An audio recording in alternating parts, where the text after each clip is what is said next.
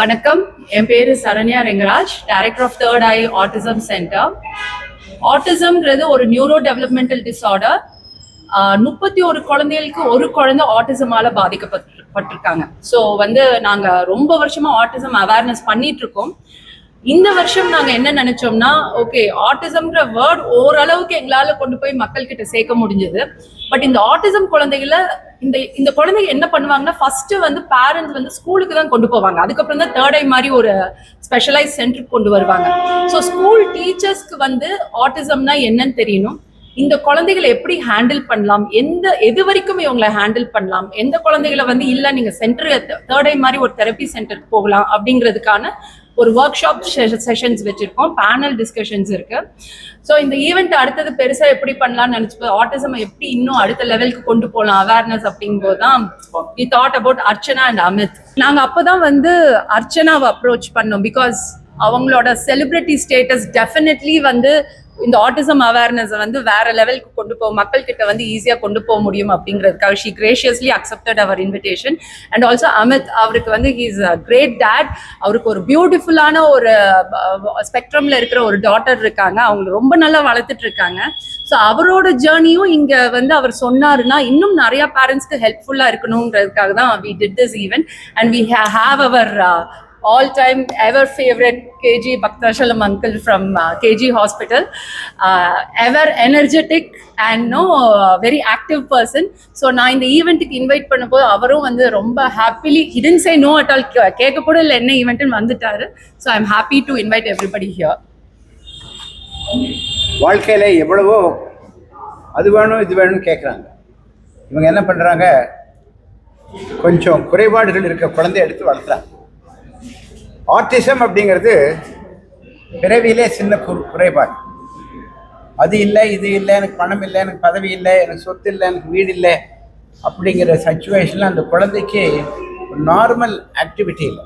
Attention deficit disorder, attention deficit hyper active disorder. இந்த குழந்தைகளை இப்படி வளர்த்துறதுக்கு இந்த அம்மாவுக்கு பெரிய புண்ணியம். ஊரா விட்ட குழந்தைகளை வளர்த்தும் போது இன்னைக்கு இந்த அம்மாவோட குழந்தைகள் தன்னை போல வளரும். உலகம் பூரா இந்த ஆட்டிசத்துக்கு ட்ரீட்மெண்ட் ஒன்றும் கம்மியாக தான் இருக்குது. இருந்தாலும் கூட இவங்களை பாராட்டுறதுக்காக வந்திருக்கேன். நாங்கள்லாம் நல்லா இருக்கிற டாக்டர்கள், நல்லா இருக்கிற பேஷண்ட்ஸுக்கு வியாதி வரும்போது சரி பண்ணுவோம். ஆனால் இந்த வியாதி வியாதின்னு சொல்ல முடியாது, it's a disorder. Cancer, heart attack, brain attack, accident எல்லாத்தையும் விட ட்ரீட் பண்ணுறது, இந்த ஆட்டிசம் டிஸார்டரை ட்ரீட் பண்ணுறது கஷ்டம். I have come to mainly felicitate this group.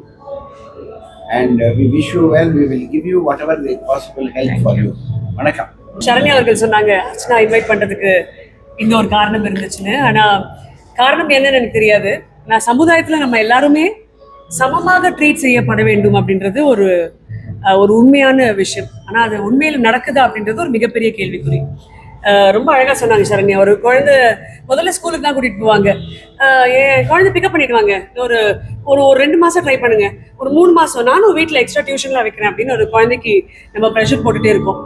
ஆனால் அந்த குழந்தைக்கு டிஃப்ரெண்ட்டான நீட்ஸ் இருக்குது அப்படின்ற ஒரு புரிதல் கொண்டு பேரண்ட்ஸையுமே கவுன்சில் பண்ணி குழந்தைங்களுக்குமே நல்ல விதமாக அந்த additional comfort and care and அதுக்கு தேவையான ஸ்பெசிஃபிக் எஜுகேஷன் கொடுக்கக்கூடிய தேர்ட் ஐயோடைய சரண்யாவுக்கு ஒரு மிகப்பெரிய பாராட்டு.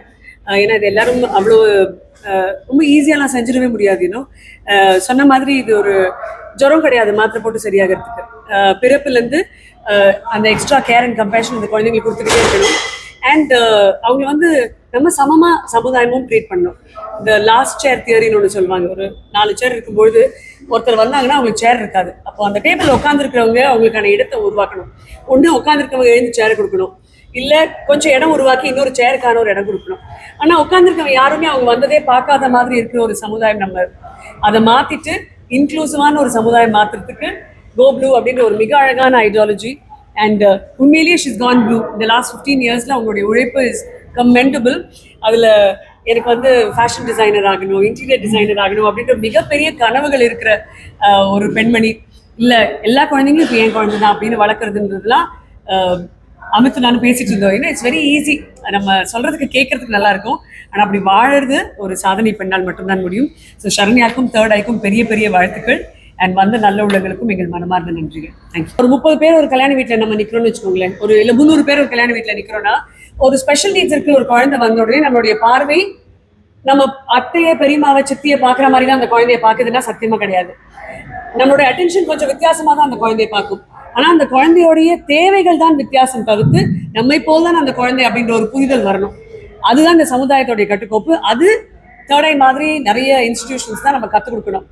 இதை பற்றி ஒரு அவேர்னஸ் கேம்பெயினுக்கு நாங்கள் வரப்போகிறோம் கோயம்புத்தூருக்கு அப்படின்னு போடும்போது அதில் ஒரு கமெண்ட் இருந்தது. ஒரு ஹேட்டர், நமக்கு அந்த குறை கிடையாது இல்லை, அந்த ஒரு ஹேட்டர் எழுதியிருந்தாரு, இவங்களுக்கு என்ன தெரியும் ஆட்டிசம் பற்றி, இவங்க என்ன போய் அதை பற்றி பேச போகிறாங்கன்னு.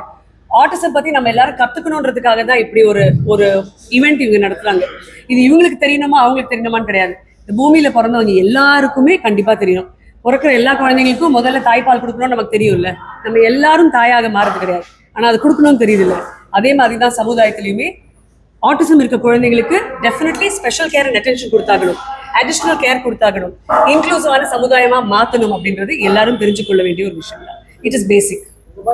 கண்டிப்பாக பண்ணிட்டு தான் இல்ல கவர்மெண்ட் பண்றாங்க, நிறைய விஷயம் அவங்க பண்ணிட்டு இருக்காங்க. நிறைய ஃப்ரீபீஸ் கொடுக்குறாங்க. டிஸ்ட்ரிக்ட் ஏர்லி இன்டர்வென்ஷன் சென்டர்னு ஒன்று இருக்கு, அங்க நாங்களே எங்களோட ஃப்ரீ சென்டரையும் ஒன்று ரன் பண்ணிட்டு இருக்கோம். ஸோ நிறைய விஷயம் கவர்மெண்ட் பண்றாங்க. பட் வந்து குழந்தைகள் இன்னும் நிறைய வந்துகிட்டே தான் இருக்கு. 31 குழந்தைக்கு ஒரு குழந்தை ஆட்டிசம், இன்னும் ஒரு 10 வருஷத்துல 5 குழந்தைக்கு ஒரு குழந்தை ஆட்டிசம். அப்போ இதுக்கு வந்து கவர்மெண்ட் மட்டும் ஒர்க் பண்ணக்கூடாது, பிரைவேட் ஆர்கனைசேஷன்ஸ், பப்ளிக், நம்ம எல்லாருமே தான் இதை பத்தி தெரிஞ்சுக்கணும். கவர்மெண்ட் என்ன பண்றாங்கன்னா, இந்த டிசபிலிட்டி கார்டுன்னு ஒன்று இருக்கு, UDID கார்டு. அந்த கார்டு எடுத்தவங்களுக்கு மாசம் மாசம் ஒரு அமௌண்ட் வந்து அந்த குழந்தைக்காக போடுறாங்க. ஸோ அதை வந்து அவங்க யூஸ் பண்ணிக்கலாம். அதே மாதிரி ஃப்ரீ தெரப்பீஸ் வந்து GHல இருக்கு, அதுவும் அவங்க யூஸ் பண்ணிக்கலாம். பட் ஸ்டில் இது பத்தாது. ஏன்னா ஒரு பேரண்ட் வந்து கூலி வேலை செய்யறவங்களுக்கு வந்து வேலைக்கு போனாதான் சாப்பாடு, அப்போ தெரப்பிக்கு கொண்டு வரும்போது அது கிடைக்காது. ஸோ அதனால வந்து இன்னும் கவர்மெண்ட் பண்றதுக்கு நிறைய ஸ்கோப் இருக்கு. But we are trying. நாங்க எங்களால முடிஞ்ச உதவியும் கவர்மெண்ட்டுக்கு பண்ணிட்டு இருக்கோம். ஒரு குழந்தைக்கு இப்போ இந்த டேட்டா வந்து யூஎஸ்ல இருந்து எடுத்த டேட்டாங்க. இந்தியால நம்ம கிட்ட டேட்டா இல்ல. ஏன்னா யாரும் வந்து என் குழந்தை ஆட்டிசம்னு யாரும் வந்து முன் வந்து கவர்மெண்ட் கிட்ட சொல்ல போறது இல்ல. நம்ம கிட்ட ஒரு ரஃப்பான டேட்டா, அதுவும் வந்து வெரி வேகுங்க. எங்க கிட்ட வந்து கிட்டத்தட்ட 150 குழந்தைங்க வராங்க தேர்ட் ஐல. அதுல ஒரு 50 பேர் தான் வந்து அந்த டிசபிலிட்டி கார்டே எடுத்திருப்பாங்க. அது புரிதல் இல்லைங்க. ஏன்னா அது பல விஷயம் சொல்றாங்க. ஒண்ணு வந்து ரிசர்ச் படி ஜெனட்டிக்ஸ், ஒண்ணு வந்து நம்ம லைஃப் ஸ்டைல், நம்ம எல்லாமே வந்து கெமிக்கல்ஸா மாறிடுச்சு.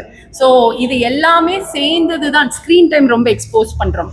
சோஷியலைசிங் நம்ம குழந்தைகளை ரொம்ப விடுறது இல்லை. முந்தி மாதிரி பக்கத்து வீட்டில் போய் விளையாடு அது எதுவுமே இல்லை. முந்தியெல்லாம் ஜாயின்ட் ஃபேமிலி இருக்கும், இப்போ அப்படி எதுவுமே இல்லை. So there are various factors. இதுதான் அப்படின்ட்டு நம்ம இன்னும் பின் பாயிண்ட் பண்ண முடியாது. ஏன்னா ஆட்டிசம் வந்து ஒரு வைட் ஸ்பெக்ட்ரம். 2 குழந்தைகள் ஆட்டிசம்ல ஒரே மாதிரி இருக்க மாட்டாங்க. ஸோ நம்ம இதனால தான் வருதுன்னு பின் பாயிண்ட் பண்ண முடியாதுங்க. வந்து அதை வந்து கியூர் பண்ண முடியாதுங்க. இப்போ நான் எப்படி ஒரு கேரக்டர், நீங்க எப்படி ஒரு கேரக்டர் மாற்ற முடியாது இல்லையா? நம்மள நீங்க வேணா என்கிட்ட எப்படி பேசணும்னு தெரிஞ்சு வச்சுக்கலாமே தவிர அதை உங்க கேரக்டர் மாற்ற முடியாது. அதே மாதிரி தான் autism, it's different type of character. நம்ம அதை புரிஞ்சுக்கணுமே தவிர நம்ம அந்த கேரக்டர் 100% மாற்ற முடியவே முடியாது. அவங்க நல்ல பயிற்சி கொடுத்தோம்னா சொசைட்டில அழகா இன்டகிரேட் பண்ண முடியும். இதுல வந்து மாடலிங் பண்ற குழந்தைகள் இருக்காங்க. அமித்தோட பொண்ணு சூப்பரா பாடுறாங்க, ரொம்ப டேலண்டட் கிட்ஸ் இருக்காங்க, PhD படிச்சவங்க இருக்காங்க. But we have to give them the right support. வணக்கம். இந்த ஈவெண்ட்டுக்கு எனக்கு கூப்பிட்டதுக்கு தேங்க்யூ ஸோ மச். ஏன்னா இந்த மாதிரியான விஷயத்தை பற்றி ஒரு அவேர்னஸ் கிரியேட் பண்ணுறது ரொம்ப ரொம்ப முக்கியம். பட் இவங்களுக்கு ஒரு பெரிய நாலேஜ் இருக்கு இதை பற்றி. But I have come here as a father. எனக்கு வந்து என் பொண்ணுக்கு ஒரு அப்பாவா நான் இதை பற்றி இன்னும் பேசணும், ஒரு நியூரோ டைவர்ஜென்ஸை பற்றி பேசணும், இந்த ஆட்டிசம் என்ன அப்படிங்கிறத தாண்டி அதை அவங்களோட கண் வழியா இந்த உலகத்தை எப்படி பார்க்கறது, அவங்க எவ்வளோ I love to celebrate my child. என் குழந்தை வந்து அங்கே ஒரு குறைபாடு அப்படின்னு நான் பார்க்கவே மாட்டேன். அது வந்து ஒரு இடத்துல அது குறைபாடா இருந்தாலும் பல இடங்கள்ல அவங்க ரொம்ப எக்ஸ்ட்ராடினரியா இருப்பாங்க. அதுதான் நம்ம வந்து அது செலிப்ரேட் பண்ண கத்துக்கணும்னு நான் நினைக்கிறேன். ஏன்னா அந்த குறைபாடை பத்தி மட்டும் யோசிச்சுட்டு இருந்தோம்னா அது நம்ம பார்க்குற பார்வை. நம்ம வந்து ஓகே ஒரு 5 வயசு குழந்தை 6 வயசு குழந்தை இப்படிதான் பேசணும், இப்படிதான் அவங்க எல்லாரோட பிஹேவ் பண்ணணும், இந்த லெவல்ல தான் பேசணும், பெரியவங்க சொல் பேச்சு கேட்கணும் அப்படின்லாம் எதிர்பார்ப்போம். ஆனா அந்த எதிர்பார்ப்பை தாண்டி அவங்க எவ்வளவு கொடுத்துட்டு இருப்பாங்க. அவங்க எவ்வளோ ரொம்ப எக்ஸ்ட்ராடினரி அபிலிட்டிஸ் டிஸ்ப்ளே பண்ணிட்டு இருப்பாங்க. அதெல்லாம் பார்க்க மாட்டோம். அந்த குறைபாடை மட்டும் தான் ஃபோக்கஸ் பண்ணிட்டு இருப்போம். ஸோ நான் வந்து அந்த செலிப்ரேஷன், அந்த கிட்ஸ், அந்த நியூரோ டைவர்ஜென்ட் கிட்ஸோட அவங்க உலகத்தை பார்க்குற பார்வை எவ்வளோ டிஃப்ரெண்டா இருக்கு, அதுலேருந்து நம்ம என்னெல்லாம் கத்துக்கலாம் அப்படிங்கிறது தான் என்னோட கருத்து. That's what I want to share with all of you. And sir, நீங்க ஒரு கேள்வி கேட்டீங்க, ஒரு செலிபிரிட்டியா இருந்து இது எப்படி எல்லாருக்கும் அதை ரீச் ஆகும், இந்த செலிபிரிட்டி ஸ்டேட்டஸ் வச்சு அது எப்படி? ஏன்னா ஒரு செலிபிரிட்டி பார்த்த உடனே எல்லாரும் வந்து அந்த வாழ்க்கை ரொம்ப கிளாமரஸா இருக்கும், சூப்பரா இருக்கும். ஒரு செலிபிரிட்டி வாழ்க்கை வந்து நம்மளும் அந்த வாழ்க்கை வாழ்ந்த எப்படி இருக்கும்னு எல்லாரும் நினைக்கலாம். ஆனா எல்லாரோட வாழ்க்கையிலயும் இந்த மாதிரியான ஒரு விஷயம் இருக்கலாம், இந்த மாதிரி சின்ன சின்ன விஷயங்கள் இருக்கலாம். அதை எப்படி செலிப்ரேட் பண்றது, அதை எப்படி இன்னும் மக்கள் மத்தியில கொண்டு வருது, அண்ட் அதை பத்தி பேசும்போது, இப்போ நான் வந்து என் பொண்ணை பத்தி பேசும்போது அது நிறைய பேர் அதை பத்தி தெரிஞ்சுக்கிறாங்க. ஓகே, அவங்க வாழ்க்கையிலயும் இந்த மாதிரியான ஒரு நியூரோ டைவர்ஜென்டான ஒரு குழந்தை இருக்கு, அவங்க அதை எப்படி ஹேண்டில் பண்றாங்க, அவங்க அது வந்து ஒரு பெரிய சுமையா நினைக்கிறாங்களா, இல்ல அது வந்து ஒரு அது வந்து ஒரு பெனிஃபிட்டா நினைக்கிறாங்களா, ஒரு பெரிய பாசிட்டிவா நினைக்கிறாங்களா அப்படிங்கறதான் பார்ப்பாங்க. அண்ட் அதுல இருந்து ரொம்ப அதுக்கு ரொம்ப அட்டாச் ஆவாங்க.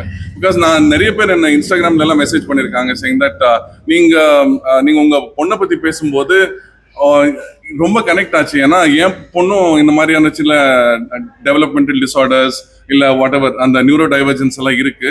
பட் நீங்க அவ்வளோ பெருமையா பேசும்போது எனக்கும் என் பொண்ணை இல்ல என் பையனோ என் பொண்ணை பார்க்கும்போது எனக்கு அவ்வளோ பெருமையா இருக்கு, நான் பார்க்குற பார்வையை வேற மாதிரி மாறிடுச்சு அப்படின்னு அவங்க சொன்னாங்க. நிறைய பேர் என்கிட்ட சொல்லியிருக்காங்க. ஸோ என்னோட செலிபிரிட்டி ஸ்டேட்டஸ் வழியா இதெல்லாம் வெளியே கொண்டு வர முடிஞ்சா அது நான் ஒரு பெரிய சர்வீஸ் பண்றேன்னு நானே ரொம்ப பெருமையா நினைச்சுக்கிறேன்.